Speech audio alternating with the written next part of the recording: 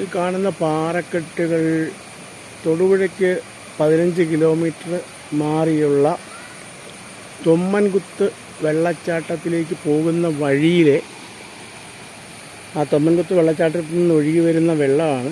ഈ തൊമ്മൻകുത്ത് പുഴയോ അല്ലെങ്കിൽ അരുവിയോ ഒക്കെ ആയിരിക്കാം. വളരെ മനോഹരമായ പാറക്കെട്ടുകൾ ഇങ്ങനെ ചെതറിക്കിടക്കുന്നത് കാണുന്നതും പേടിപ്പെടുത്തുന്ന രീതിയിലുള്ളതൊക്കെ ആയിട്ടുള്ള കാഴ്ചകളാണ് നമുക്ക് കാണാൻ കഴിയുന്നത്.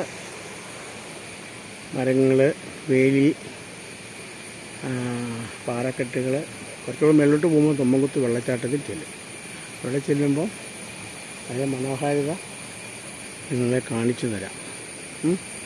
അപ്പം തൊമ്മൻകുത്ത് വെള്ളച്ചാട്ടത്തിൽ നിന്നും തത്സമാണ് നിങ്ങൾ പോകുന്ന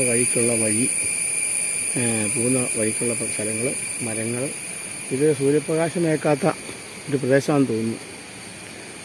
വളരെ മനോഹരമായ ഒരു സ്ഥലമാണ് ഈ പ്രദേശം. ഇവിടെ ഒന്ന് കാണേണ്ടതാണ്. ഓക്കെ, തൊമ്മൻകുത്ത് വെള്ളച്ചാട്ടം. അതിലിപ്പം വെള്ളം കുറവാണ്. മെയ് മാസം ഒക്കെ ആകുമ്പോൾ ജൂൺ ജൂലൈയിലൂടെയൊക്കെ ആരെയും ഇറങ്ങാൻ പോലും സമ്മതിക്കത്തില്ലാത്ത തരത്തിൽ വെള്ളച്ചാട്ടമാണെന്നാണ് ഇവിടുത്തെ എക്കോ ടൂറിസവുമായി ബന്ധപ്പെട്ട ആളുകളൊക്കെ പറയുന്നത്.